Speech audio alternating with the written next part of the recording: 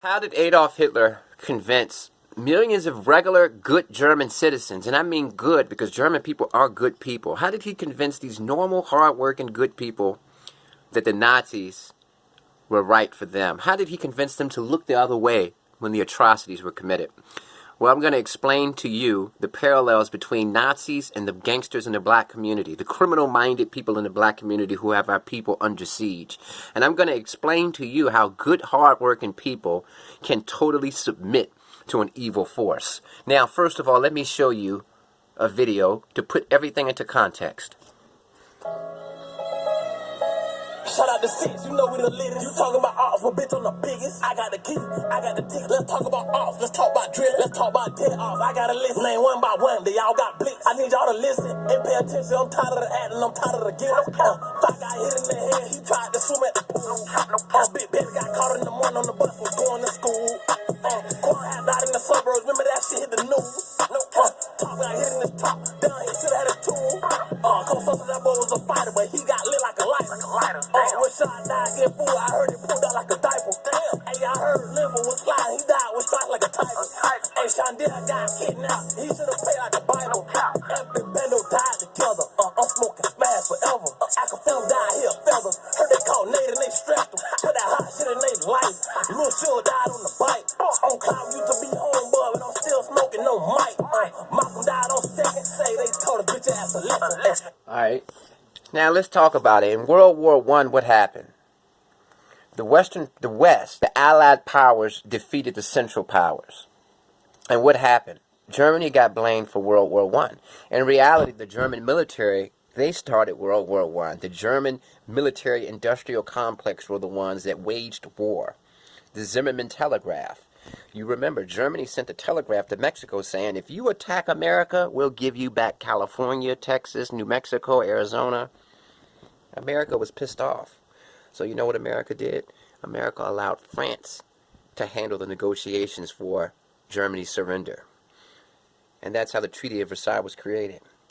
Some say it's the most unfair surrender agreement in the history of the world, because instead of blaming the German military industrial complex for waging this war, they blamed the German civilians. And you know what happened? France went hard. France was angry because Germany took land from France.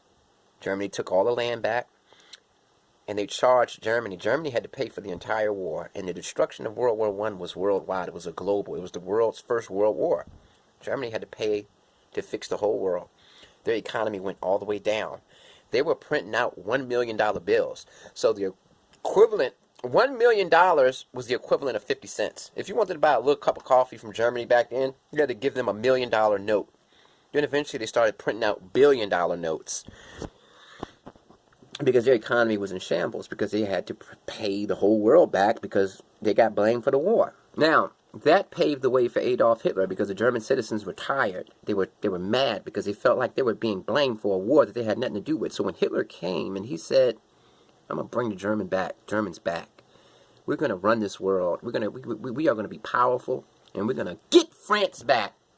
We're going to get France back. It turned. So these normal citizens, they're saying, you know what, he's right. We do deserve some get back because we were treated unfairly. So when Hitler signed France's surrender, when France surrendered to Germany and Germany took over France in World War II, they signed it in the same train from World War I. So when Germany surrendered to the West in the same train, Hitler used the same train to sign France's surrender to Germany in World War II, and Germany took over France. Now, initially, the German citizens said, all we really want is the stuff that France took from us in World War I, the Sudetenland.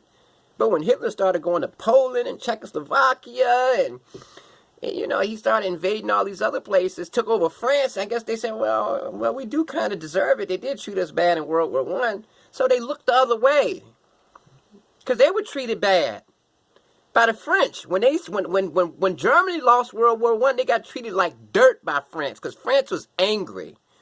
And they wanted revenge. So World War II comes around. Now the shoe is on the other foot. Now Germany is taking over France and taking out their aggression on them. So you know what?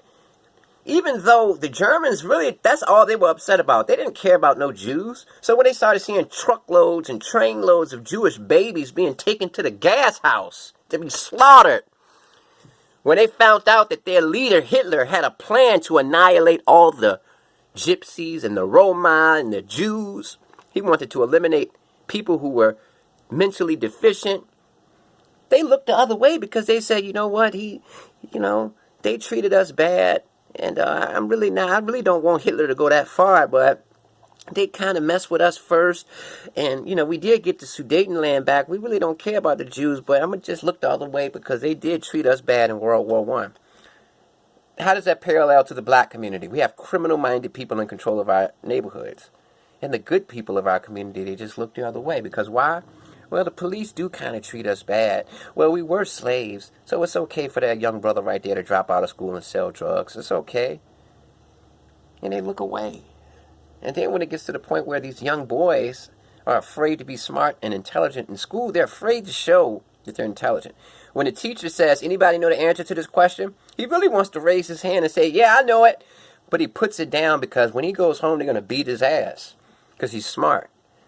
And a young kid who's dumb and he's been conditioned to live a violent gangbanging lifestyle, he doesn't like smart kids because that makes him feel inferior and it makes him feel stupid. So if he sees you answering questions in class, he's going to beat your ass. Then eventually that kid is going to learn this lesson. I need to be stupid. I have to be dumb, stupid, and I have to gangbang in order to fit in with this crowd. Then that kid went from studying, making good grades, answering questions, to dropping out of school. And what do we do as black people? We look the other way. Because we say, well, we were slaves at one point. The white people did treat us bad, so it's okay for our black youngsters to gangbang, drop out of school, and combatants are in control of the black community. See, I'm a non-combatant because I'm a civilian. But we have combatants, people who are engaged in deadly gang wars, in control of non-combatants. It's the same thing that happened with Hitler. The gangsters in the black community are the Adolf Hitler. And we are the German people, just looking the other way. Peace.